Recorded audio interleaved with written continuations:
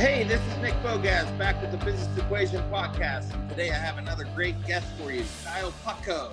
He's a digital marketer, founder of Geofli, a performance marketing software located in Missoula, Montana, as the first digital marketing manager at any university in the country in 2013, at least according to LinkedIn. Kyle has been designing highly targeted campaigns for the better part of a decade. In 2015, he launched Geofli, a digital marketing software allowing anyone to change and personalize content on their existing website based on website visitors where located. Today, that software has customers all over the world. And I think today we're going to get into some bootstrapping, so we're excited for that. And Kyle, we're just excited to have another expert on our show today. So welcome in, Kyle. Yeah, and thank you for having me. I'm really excited to be here. Can you tell us a little bit about yourself? You're out in Montana, but take us through what you do. Yeah, certainly. So I've been in Montana about a decade now. So, love it out here, big sky country. I do call Rochester, New York home. It'll forever be kind of the hometown. And my path to bootstrapping, our topic today, and my path to entrepreneurship was really laid in the higher ed industry. As you mentioned, in 2013, I became the digital marketing manager here at the University of Montana. And before that, I was doing a lot of marketing in the traditional sense, visiting trade shows for universities, standing behind a booth, spending a lot of time, money, and energy to get to different places to do exactly that. And around 2010, when I started to get into that industry and into enrollment and admissions marketing, I was noticing that students would show up to these college fairs, to talk to different universities. And 9 times out of 10, they'd kind of huddle in the group and be looking at their phones. And I thought there has to be a better way to reach these students who are in this complicated college process. They're, the average student, according to a lot of different studies, applies to about 8 different colleges. And so it's a really competitive market and a great industry to really cut your teeth on marketing, because you have to tell your story of why is the University of Montana's math department better than the University of New Mexico's math department? And that's true of 170 different programs. So that's where I really learned to find my marketing voice and identify different personas. How is a student from in-state different than out of state? And we got to talk to them differently. So that whole concept of segmenting was new when I first started in that industry. And, I spent 7 years in enrollment marketing and loved it. And then I just saw this opportunity in the market for this software that allowed you to change content based on location. So somebody visiting your website from California would see different content than somebody visiting from Montana because they cared about different things. So that's the company who started them was one that basically markets based off of where they're located. Is that kind of what it is? Yeah, Geofli, in a quick elevator pitch. I know this is a business podcast, so your listeners probably have mastered the art of the elevator pitch. But in a nutshell, what Geofli allows anyone to do, regardless of technical background, is to change their existing website content. So, umontana.edu. If you visit umontana.edu from Montana, you will see content that is specific to in-state students. Hey, did you know that you can live at your folks' house and save some money on dorm life? Did you know that, here's a student that grew up in Montana, went to the University of Montana, had an amazing experience. That experience is going to be different than a student visiting that same URL from California or from the East Coast or from Japan. If they visit from Japan, they'll see information on the international enrollment process and the international admissions process. So the goal is to, we're not an advertising company. What we do is we improve conversions, time on site. We decrease bounce rate for your existing website visitors that so many companies and colleges and e-commerce businesses work so hard to get website visitors to their site and then sort of clap their hands and say, okay, we did it. We got 100 new visitors this week. Great work. Let's go grab a beer.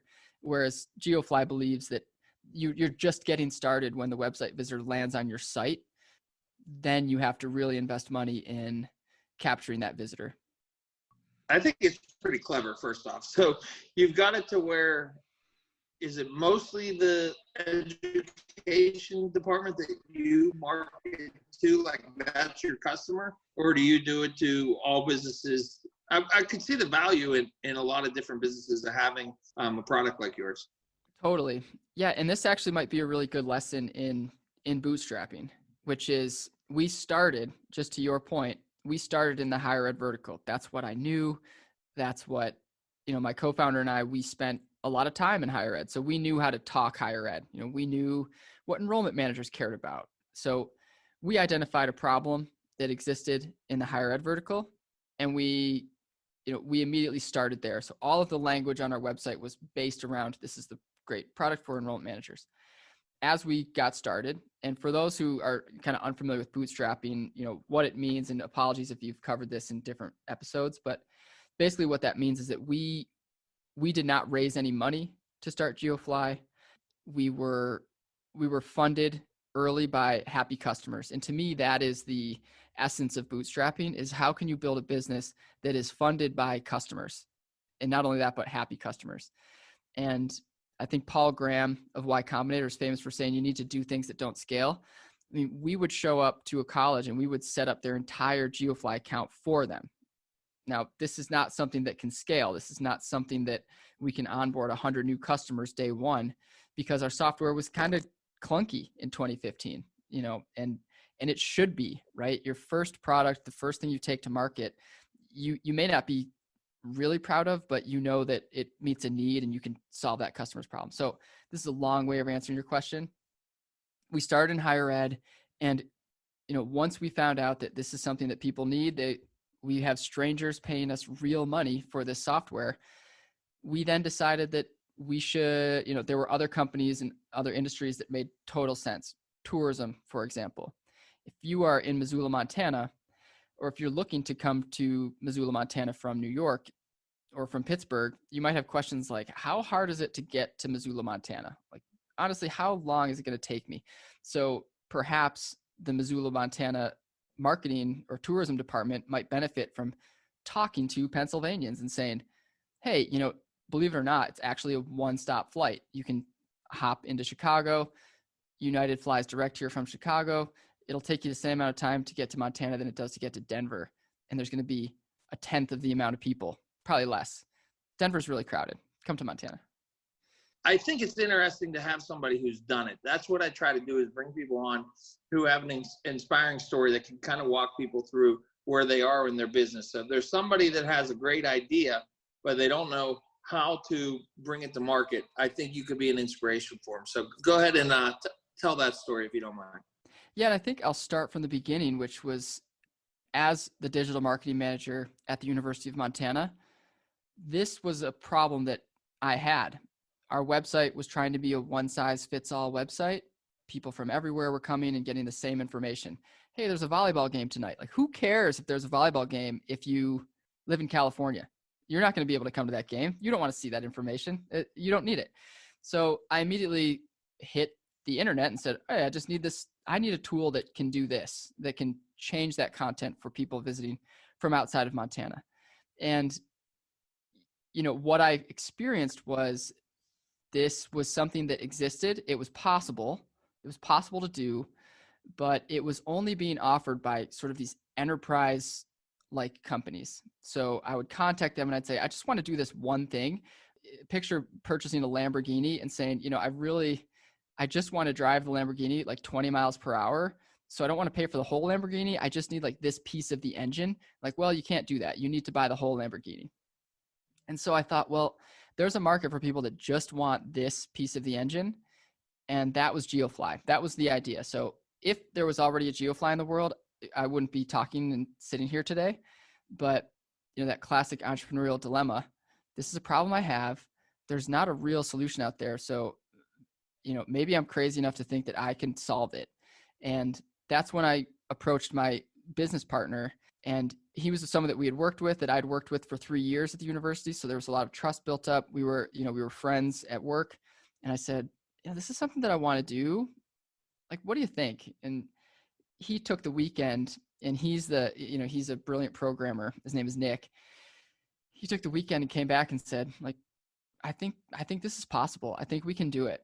And so we, he took the month and just built it nights and weekends. So we both had full-time jobs. We didn't quit our jobs. We worked on this nights and weekends. We met constantly, and we got it to a place where we had a minimum viable product. So we had something that we could take to folks and say confidently, this is possible. You can change website content based on location.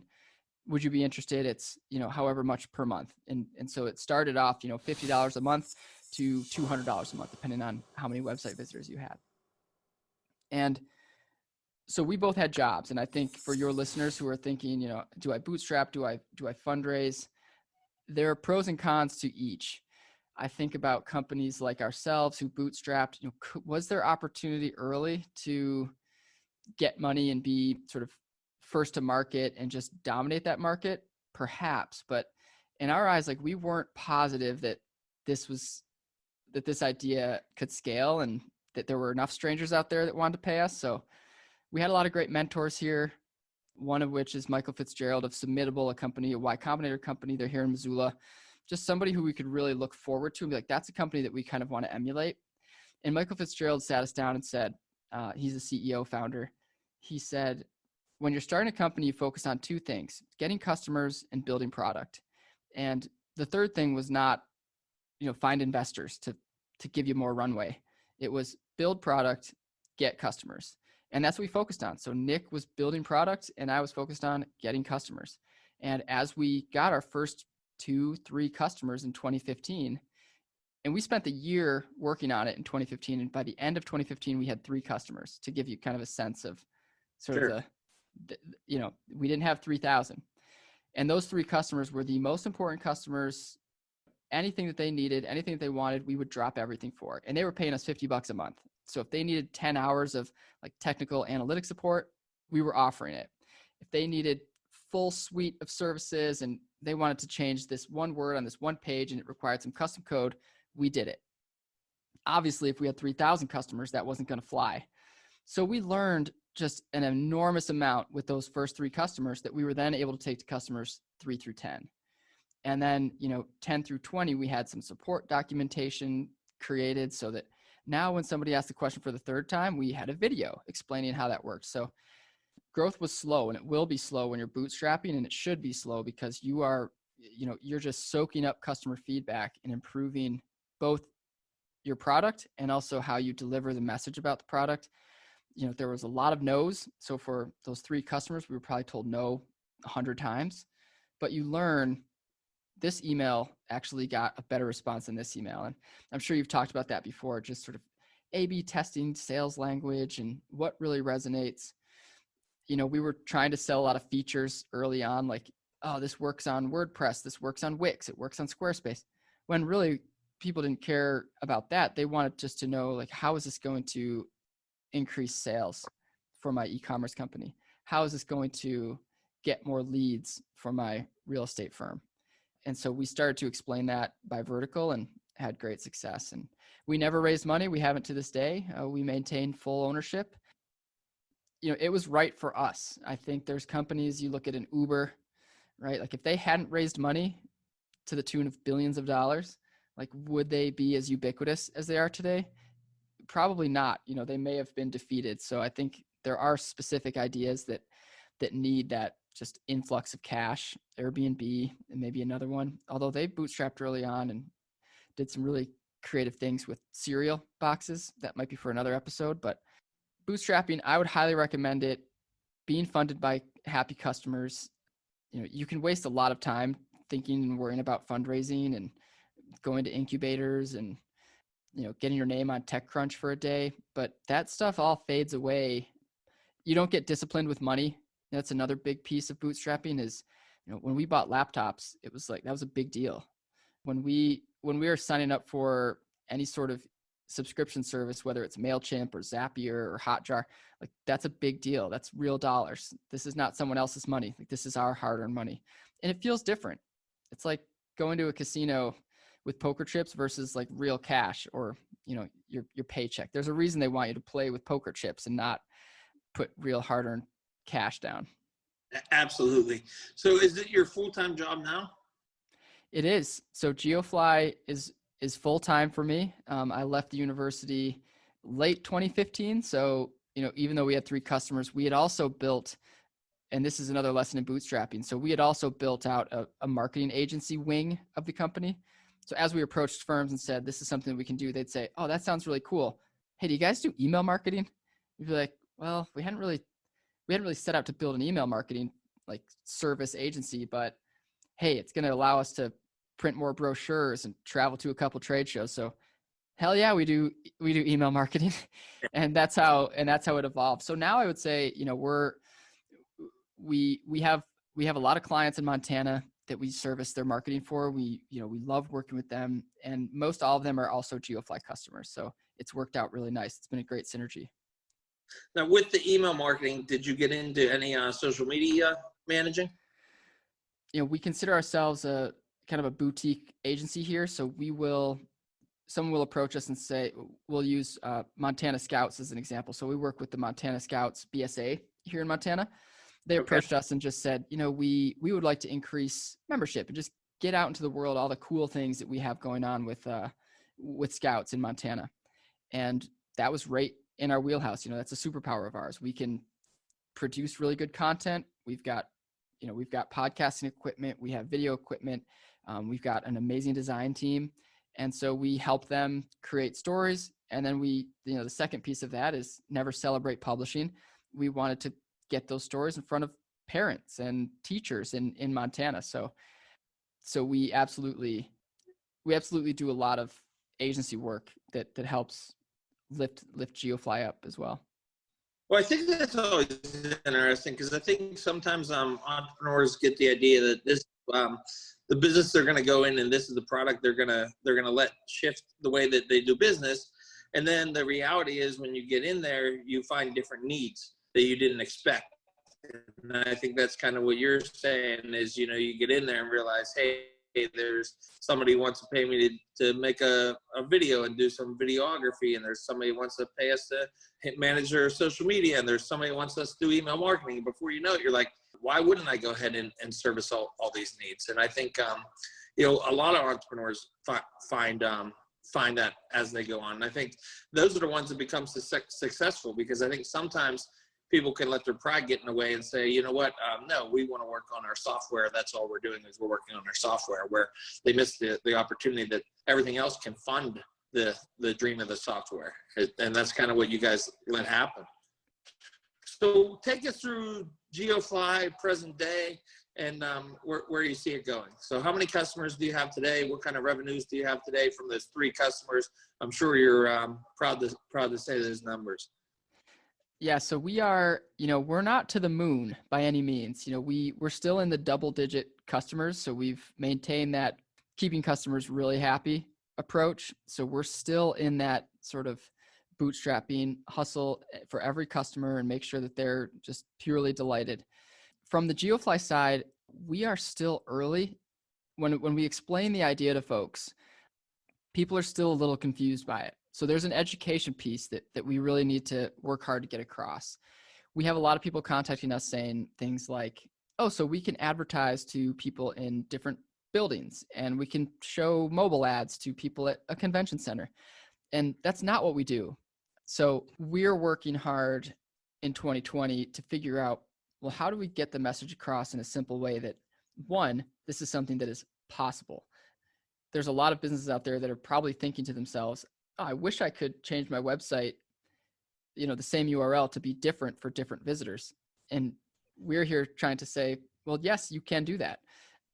So we're sort of on I don't know if you'd call it a listening tour. It's more of a promotional tour. So thanks for the platform. I think we really appreciate it. But just to say that this is possible. And the other piece is there's technology barriers that we're still working on. IP address. So the way that Geofli works is we link your IP address to a latitude and longitude coordinate, which tells us this is where you're located. Once we get that information, we change the content. That information is not a precise, it's not a perfect science. For example, if you use a VPN, you might visit a site and see Denver content when you're supposed to see, Dallas content. That's a very small percentage of users, but there is a percentage of users that will have that experience. We argue that, 99% of customers having a better experience is better than 100% of your customers having just a blah experience. So, but we want to work on that. We want to improve that. So we're working on improving the product always. We never want to just say, oh, great, we're set. You saw what happened to Blockbuster when they did that. Like, people will rent videos forever. So we want to always be listening to our customers about what they want. There's opportunities in the future for us to personalize content, not only based on location, but also based on persona. So if we know, for example, that somebody is visiting and they prefer lacrosse over soccer, we want to show lacrosse specific content over soccer specific content. If someone visits your homepage and is, a teenager, maybe they want to see different products than somebody that's in their 40s.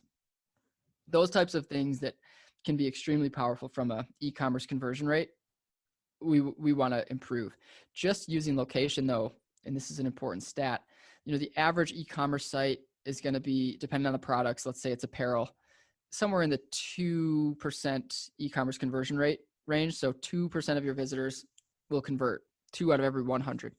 Using Geofli and personalizing those products based on location, you can increase that to 3%, which doesn't sound like a lot, but if you get thousands of visitors to your site in a month or in a year, that's a substantial increase in online revenue. So, we've measured this, and so we're excited to see what the future holds in terms of other ways to personalize. So how many employees do you have at the agency now? So we are a team in total of 5. So there's 5 of us. Okay. So it's not 50. Right. And then bringing everybody on, is something that were they big decisions to bring in help? That's a great question. The decision for an entrepreneur to hire somebody to sort of take on and delegate is such a huge one. And it was definitely never easy for us. In terms of bootstrapping, it's a great story in bootstrapping. Like, our first hire was not a full-time, full benefits 401k hire. It was an intern from the university here in town. And their role was to help just write some support documentation. We hired another intern whose role it was to just send cold emails to university admissions officers and enrollment officers and try to book demos, like book 2 demos a week for Geofli, and you have done your job. You will have crushed it. I will say that when we were able to figure out and get to a spot financially to bring on somebody full-time, it was a game changer. It really was, for a number of reasons. Interns were great. They were green. It took a lot of coaching, took a lot of hand-holding. We found some really great ones. And, our first 2 interns, actually, we ended up, I think, hiring full-time, but couldn't offer them a ton of money, and they abandoned ship pretty quick. But once we got to a spot where we could offer a real salary, compete locally for real talent, it just elevated everything we did. A saying that I like to refer to is kind of to delegate and elevate. So it's one thing to say, I'm going to delegate sending cold emails so that I can go to the beach. That's not a successful formula. If you're going to delegate, what's that? It could be a fun one, but yeah, it's not going to get you far. Yeah, you might last a couple months on the beach, and then your company is, head first in the sand. So, sure.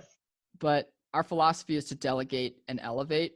And what I mean by that is, if you're going to delegate a task like cold email, and you can maybe find somebody for $15-20 an hour to do that, you should be focused on tasks that only you can be doing, or that are more dollar per hour tasks. Like, maybe you're the one formulating the proposals, or you're the one going to the in-person meeting, pitching Geofli to the larger fish.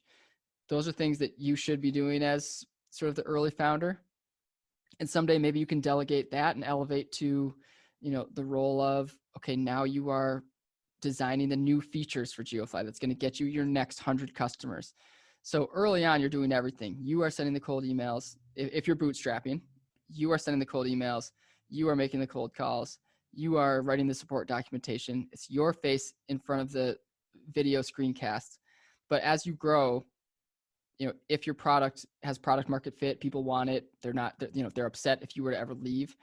Once you've reached product market fit, you should start to delegate those tasks. And bootstrapping is amazing because you've done all those things. So you know what works. You can't get sort of blindsided by somebody who's like, yeah, I sent 100 emails and I only got one response. Like, oh, that seems pretty good. Like if you used to get 10 responses, you should at least expect 7 from your intern or something like that. If you can delegate a task that is, another rule of thumb for delegating that I like to refer to is if you can delegate a task and you're confident that the person you delegated that task to can do it at a level that is 75% as good as you think you can do it. Usually it's probably better, or 100%. But if you think that it's 75% as good as you could do it, you should be confident to delegate that task and then coach them up to 100. Yeah. I kind of same thing. I guess, 75, I throw out the number 80, but I guess it's the same, but you're right. Like when you can pay somebody and then they can go ahead and elevate it. And I always talk about too, that I try to only do 3 things in my company. That's it. The 3 things are, at the time are going to elevate or make the most money for me.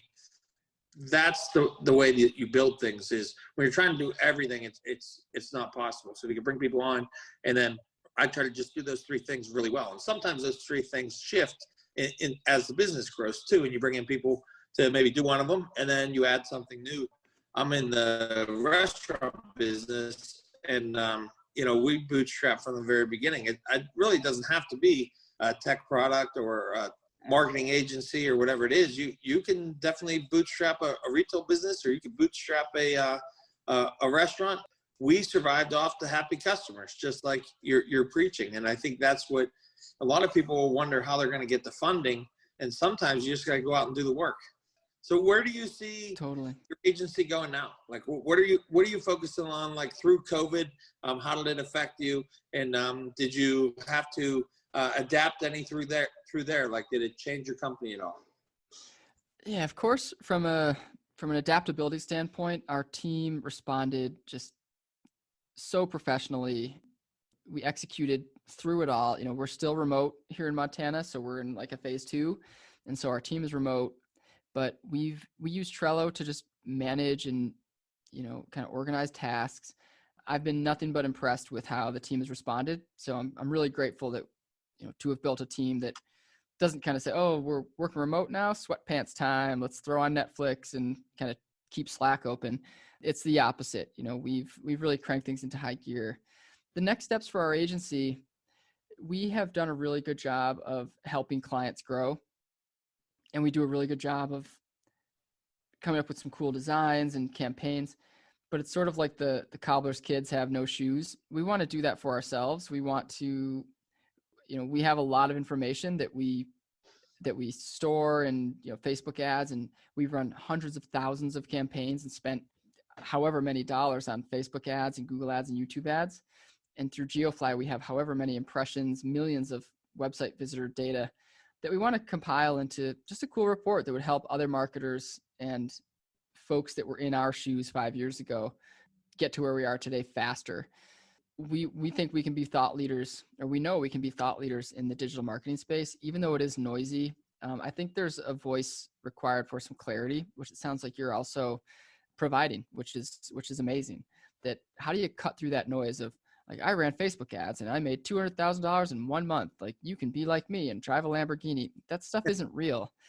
And if it is, then that is snake oil at its finest, because marketing is difficult, but there's ways that you can really cut through the noise, get customers using, tried and true methods, communicate your value proposition. So there's things that we say that sometimes we feel like, should we be looking at these crazy business models? But we're always sort of pulling back and saying, well, no, this is the right path. So we're continuing to grow responsibly on the Geofli side. We're looking at new verticals every day that could be a potential for our service. So it's an exciting time to be in digital marketing. I mean, that has been true of 5 years, and I think now it's more true than ever. And we're getting a lot of people reaching out to us that have said, yeah, I've always kind of been putting off improving my digital presence. Now is the time, because we're seeing site traffic increase, but our website's terrible. We don't have social media presence help. So we have positioned ourselves really nicely to help folks who are looking to do exactly that, work with us to improve and really own the internet. So let me ask you this. Small business X comes at you. not including your fees. They say, hey, I've got $1,000 a month. I just started my business. How do you spend that $1,000 a month? You said a small business approaches us and says that? Yeah, it doesn't matter what kind of small business. Say they just started, they're brand new, they're out there, they open up a small store or small business, whether it's a guy that wants to clean windows or somebody selling ice cream or whatever it may be, and all they've got is $1,000 a month to market, and they come to you and they say, hey, we're going to give you that $1,000 a month. Where do you spend it for? That's a great question, because it is one that we get all the time. And we work with a lot of folks that might sit down with us for an hour, and we love working with small business owners here in Missoula that'll say, what do you spend online? How much do you spend? How do you know what that number is? And our conversation goes like this. Casey Winters, who worked at Grubhub, he worked at Pinterest, he worked for Greylock Partners. Now I think he's working for Evernote or Everlast. I can't remember which one. Brilliant marketer. He is the voice that I listen to when it comes to sort of marketing in general, specifically digital marketing. And what he would say and what I would echo is, he would ask the question, like, would your customers be pissed if you went away? So if you just disappeared, if your company disappeared tomorrow, would you have customers that were upset? And if the answer is no, then you probably shouldn't spend that $1,000 on marketing. You should invest that $1,000 on improving your product. So we'll use the window washer example.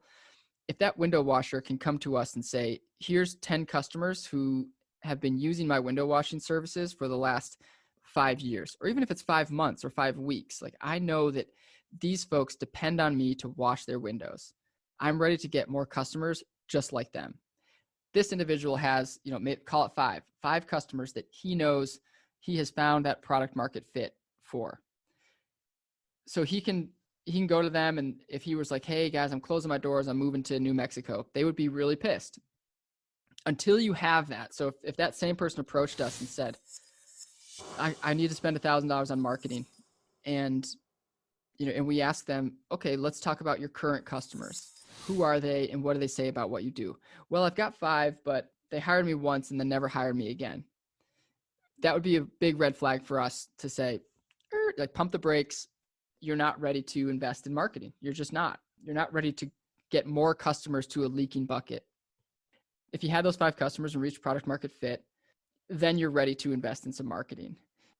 And then we would audit, depending on the scope of what they're looking to do. We would say, okay, let's say that this $1,000 gets 1,000 people to your website and 10 of them submit a form on your site or give your phone number a call. Like, what exactly happens when I do that? When I call your phone number on a Tuesday at 7 p.m. because I need a window washer tomorrow, what is my experience? Do I get a voicemail? And we've all had this experience where, like, I have my credit card out. I just want to pay this person money and I can't figure out how to do it. So usually there's a conversation like, before we invest money in marketing, let's make sure that if we drop a lead into your bucket, if we drop a customer into your lap, that you're not going to let that customer slip away. And then at the end of the day, we would need to, of course, see like what's worked in the past, but we're really bullish on Facebook advertising. It's loud, it's noisy, but there are tactics that can be used that cut through that noise at a really cost-effective level for folks. Lead advertising is one that we love. YouTube ads. We run a lot of YouTube ads. We create beautiful videos and then get thousands and thousands of views for folks because the targeting on YouTube is really powerful. And we do that. So depending on your goals, if it's B2B, if it's e-commerce, e-commerce, we tend to focus a little more on email. So you might take that $1,000 and invest it in designing a great email campaign versus just dumping it into Mark Zuckerberg's 4th mansion. You can tell you run a very nice firm because the background is, okay, we're just not going to take your money and dump it into Facebook. I assumed that you would say Facebook would be a place where you would go just because I see the advantages of using Facebook too, and there's so many different ways to use it. But I also like how you talk about, hey, let's make sure that we're not going to waste money first. Do you have a product that's worth advertising? What's your current customer like that we can go out and actually advertise to customers similar to those customers? That's where a lot of people miss when they're marketing is a lot of times, where I think they throw their first $1,000 is almost the first person that comes in and pitches them for that first $1,000. A lot of times, as a new business, you're sitting there. Let's say you're a place with a retail store. A lot of times people just come in all the time. They say, hey, I'm this mailer or that magazine or whatever it may be, or it's a billboard they want to put you up on, and you just feel this need to market, and you just really go for the first guy that pitches to you. And I think you're right that there's a lot of different ways to market, but the digital marketing really is the hottest way to market and spend your dollars. I really believe that you can do some other kinds of marketing in more traditional sense, but the digital marketing should be, what would you say percentage-wise the digital marketing should be of your portfolio of marketing? That's an interesting question. And I think it has to vary by company.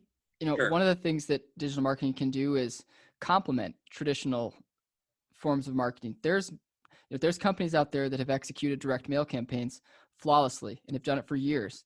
And we don't walk in, on a high horse and say, out with the old and with the new, time for Facebook ads. That's not the conversation that we have.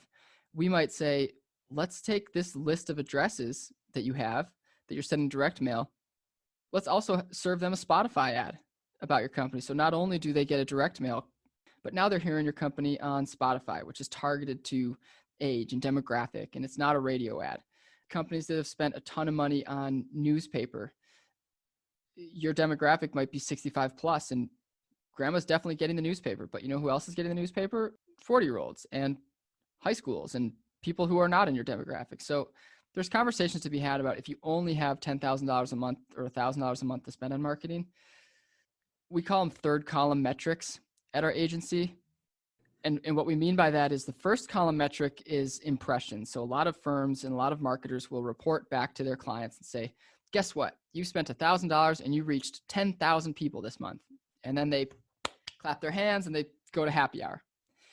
We believe that there's a second column that is more important, which is how many people of those 10,000 people that saw your ad actually took some sort of action, which is a click.